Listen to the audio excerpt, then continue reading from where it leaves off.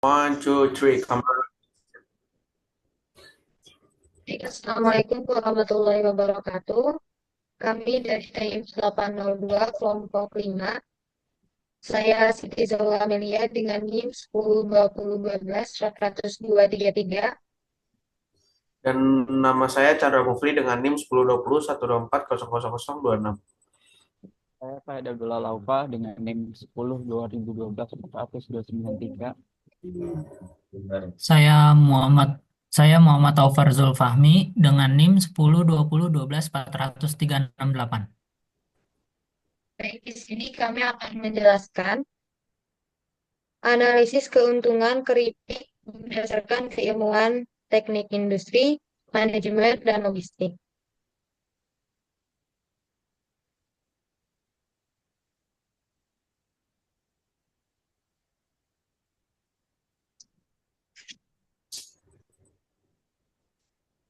Di sini kami akan menjelaskan perbedaan keilmuan teknik industri, manajemen, dan teknik logistik oleh Saudara Fayat Abdullah. Perbedaan keilmuan teknik industri, manajemen, dan teknik logistik.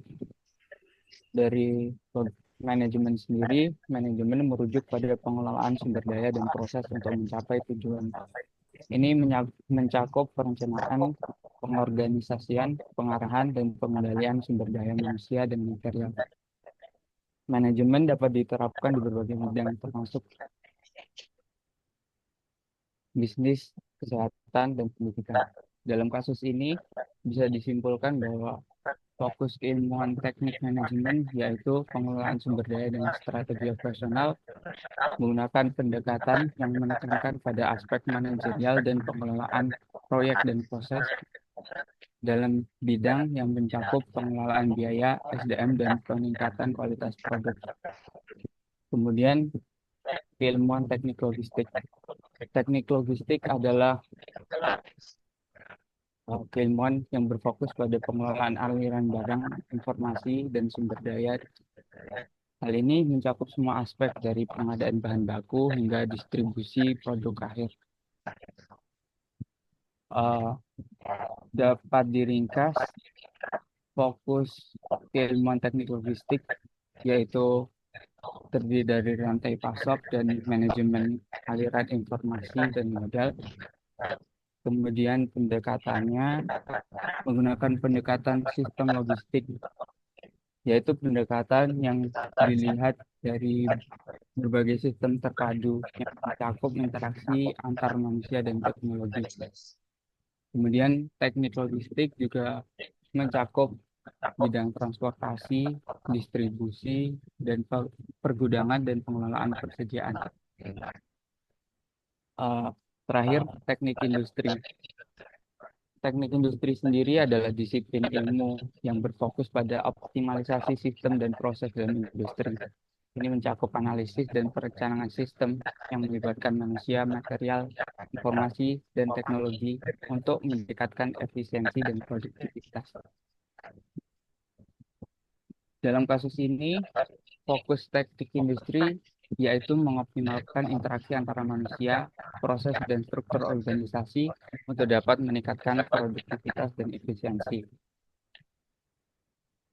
Menggunakan metode analisis matematis dan statistik untuk meningkatkan efisiensi dan produktivitas dalam bidang yang mencakup proyek peningkatan dan pengenalan sistem.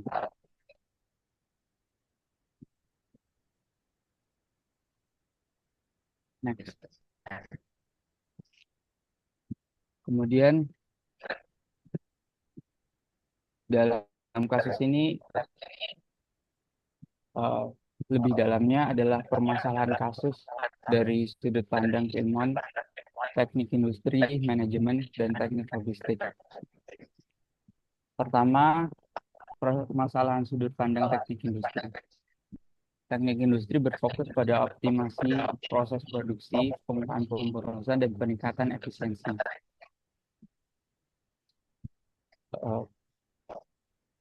Yaitu dalam kapasitas pengolahan singkong terbatas.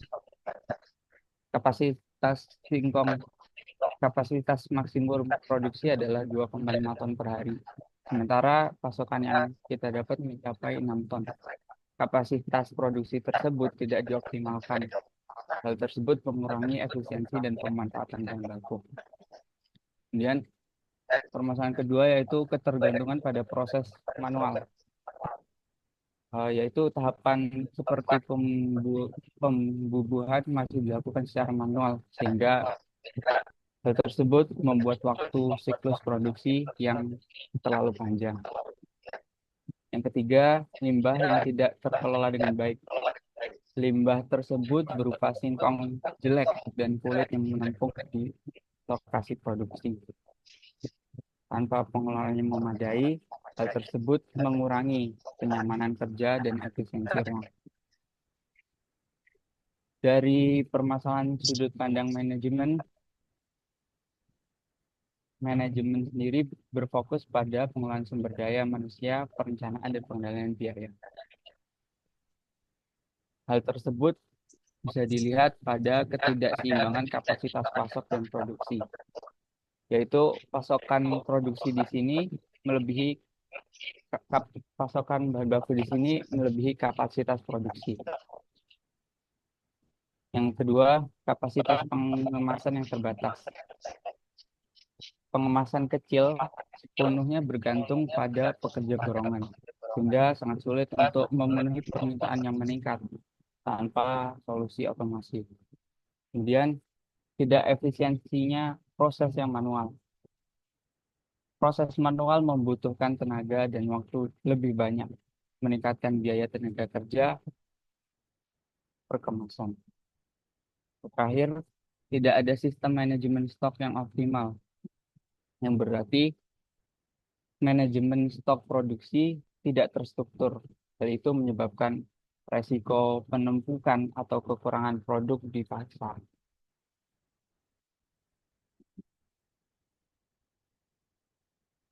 Next.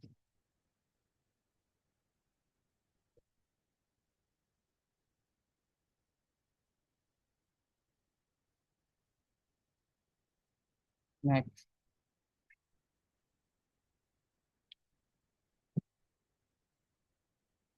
Permasalahan kasus tersebut biasa ditandai dengan biaya distribusi yang tinggi. Sebagai contoh, pengiriman ke 7 lokasi dalam kasus ini tidak dioptimalkan, sehingga biaya bahan bakar menjadi sangat tinggi. Kemudian, sistem inventaris yang tidak optimal. Tidak adanya sistem inventaris yang jelas untuk mengolah aliran produksi ke gudang hingga distribusi merupakan suatu permasalahan yang harus diperbaiki. Kemudian, ketidakefisienan dalam pengangkutan bahan baku. Nah, pengiriman bahan baku dilakukan dalam jumlah besar yang melebihi kapasitas produksi, menyebabkan penumpukan bahan baku.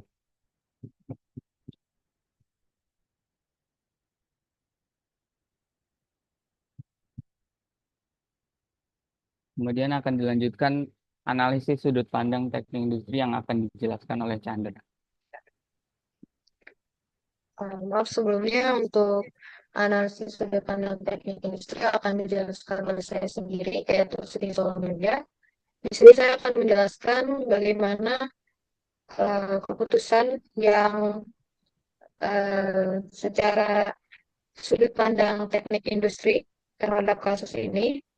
Yang pertama, kita akan melakukan optimasi proses produksi, di mana kita harus menganalisa atau analisis dan memperbaiki layout pabrik, di mana proses pemilihan singkong, pengepasan, penirisan, penggorengan, pembubuhan hingga pengemasan itu bisa diubah menggunakan metode seperti activity relationship chart atau systematic layout planning untuk merancang ulang tata letak pabrik sehingga jarak transportasi antar proses lebih efisien dan mengurangi waktu siklus produksi.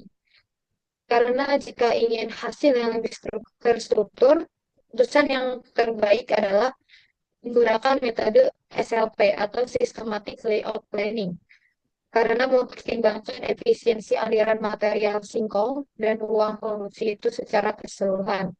Lalu untuk optimasi proses produksi yang kedua ada pengurangan bottleneck, yaitu analisis waktu siklus setiap stasiun kerja untuk mengidentifikasi proses yang menjadi bottleneck, seperti kapasitas penggorengan atau pembumbuan yang mungkin lebih lambat dibandingkan proses lainnya.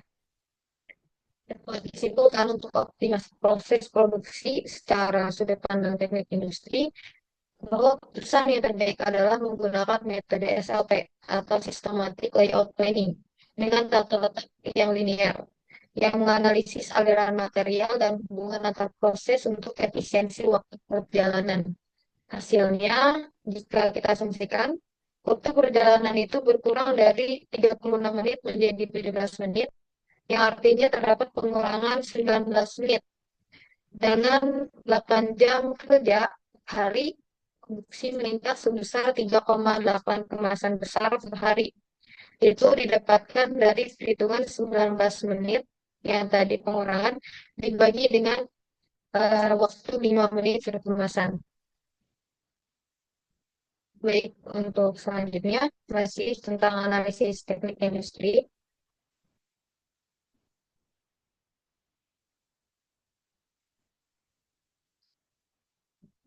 Yaitu pengurangan limbah dan peningkatan efisiensi.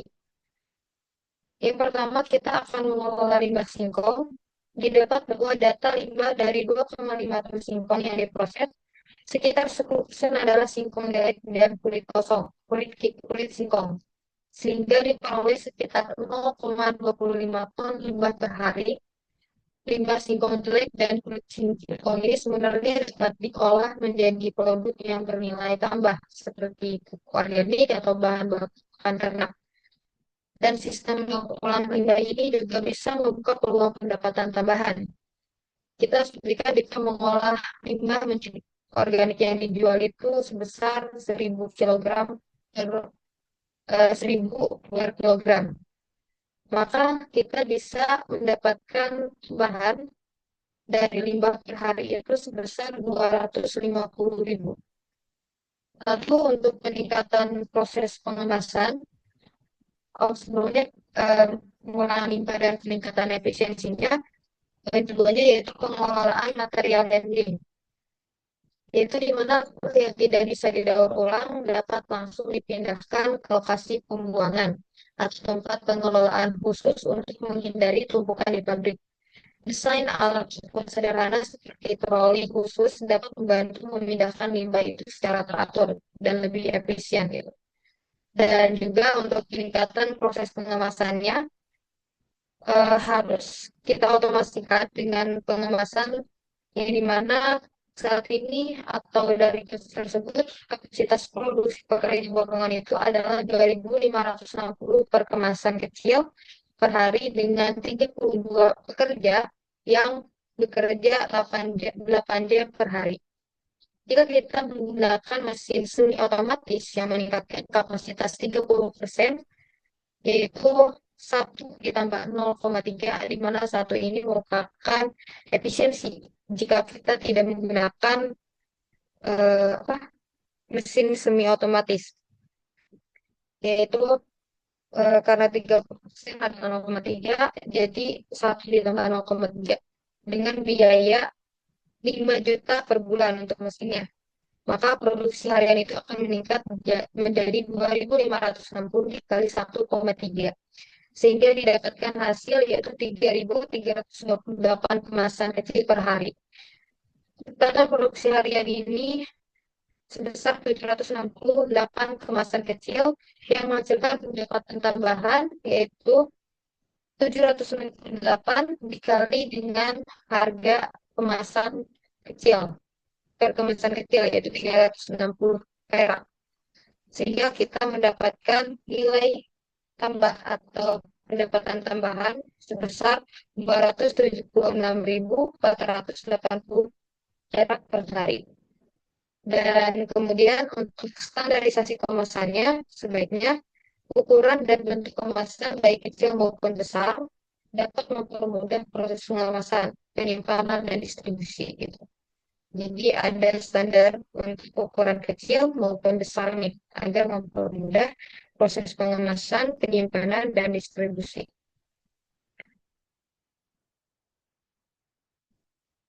Baik, untuk selanjutnya ada analisis dari sudut pandang manajemen dilanjutkan oleh saudara Muhammad Alfar Sokhan.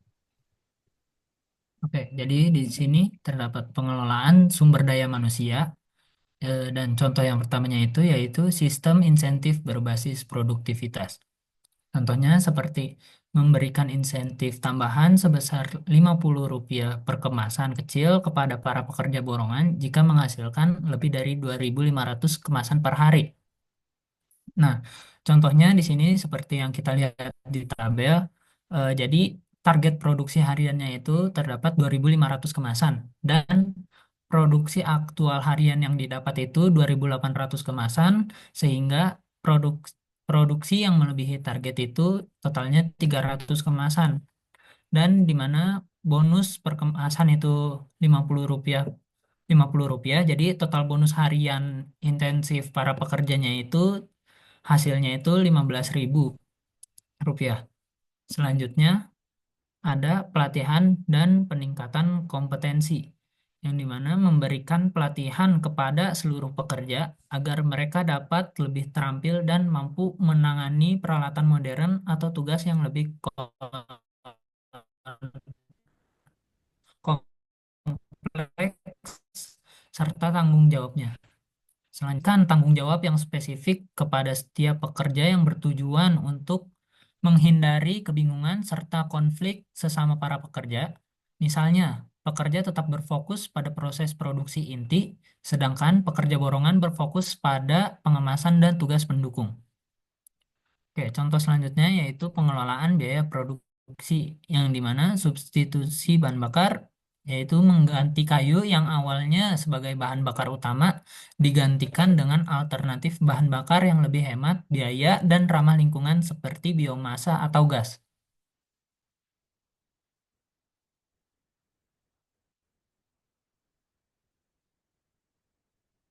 Next.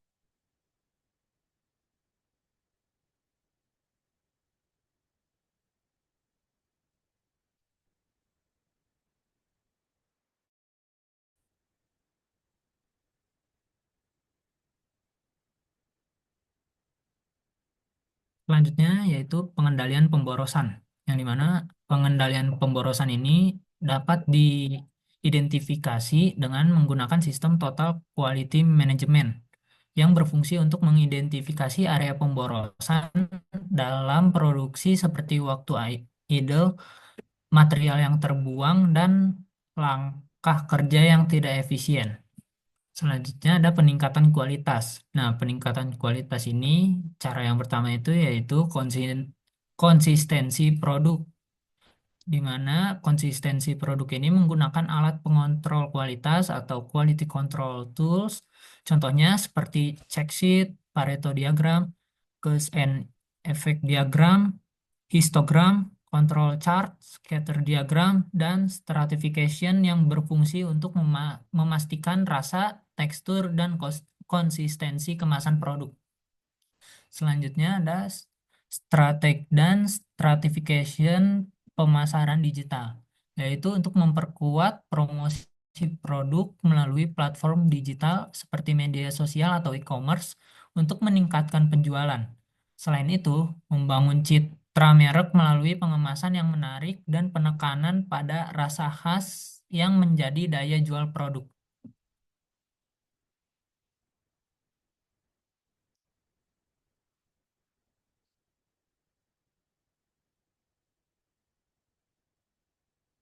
Selanjutnya ada analisis sudut pandang teknik logistik yang akan dijelaskan oleh Chandra Mufli.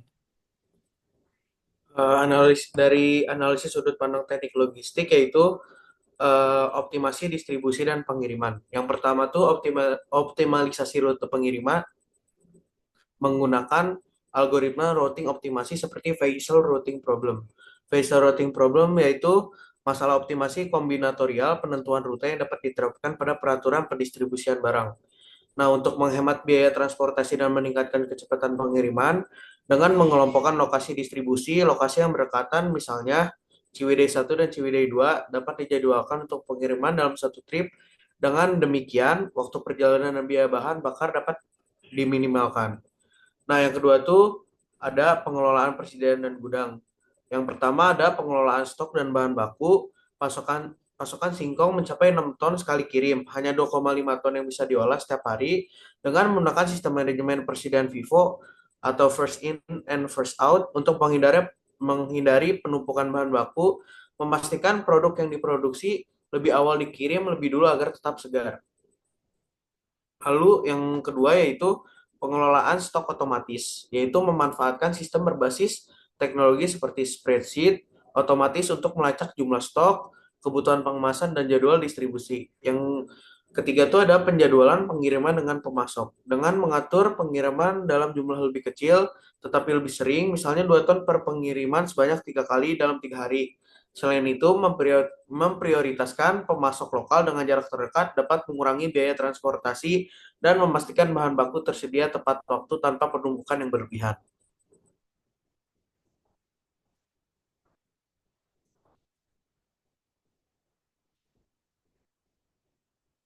Nah, terus ada peningkatan pengelolaan rantai pasok, yaitu ada dua. Yang pertama yaitu keefektifan logistik, yaitu menggunakan sistem manajemen berbasis teknologi model supply chain optimization, atau SCM untuk melacak pasokan bahan baku dan stok produk.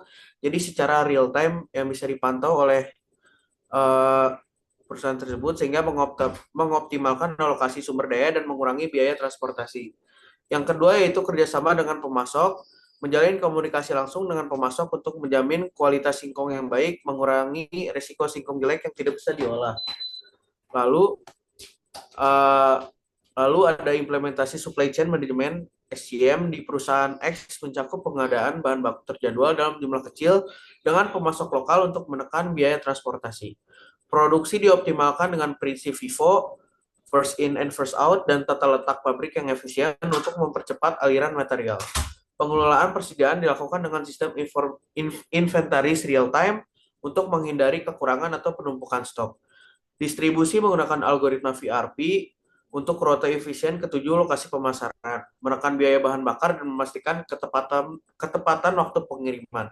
Limbah produksi diolah menjadi produk bernilai tambah seperti pupuk organik untuk meningkatkan efisiensi dan mendapatkan SCM atau supply chain management. Ini memastikan kelancaran rantai pasok dari pengadaan hingga distribusi dengan efisiensi maksimal.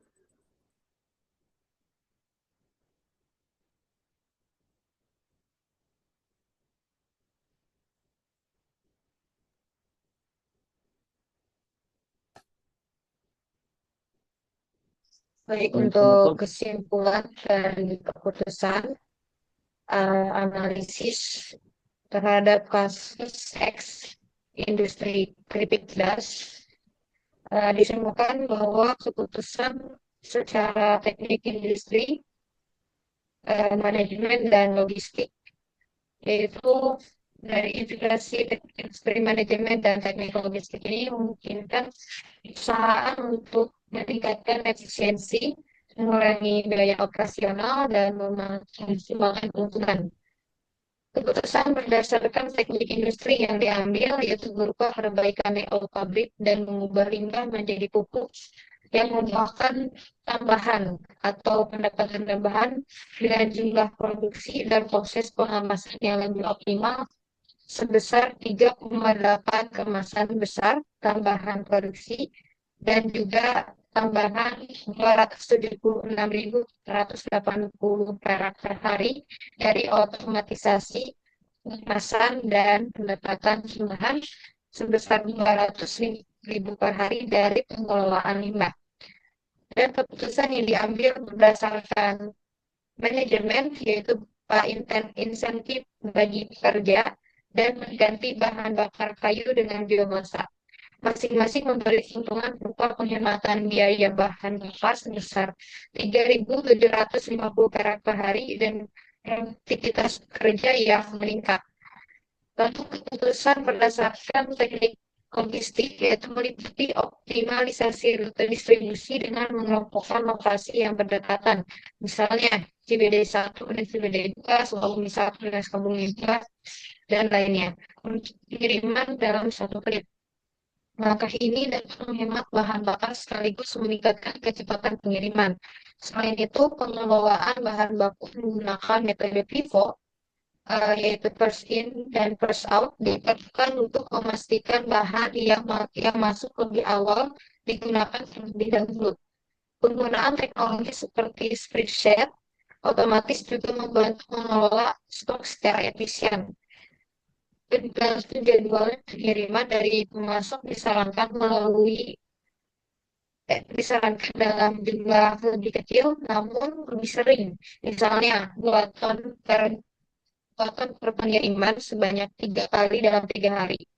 Lalu implementasi supply chain manajemen atau SCM menjadi penting untuk melacak pasokan bahan baku dan stok produk secara real time, sehingga alokasi sumber daya lebih optimal dan biaya transportasi dapat ditekan.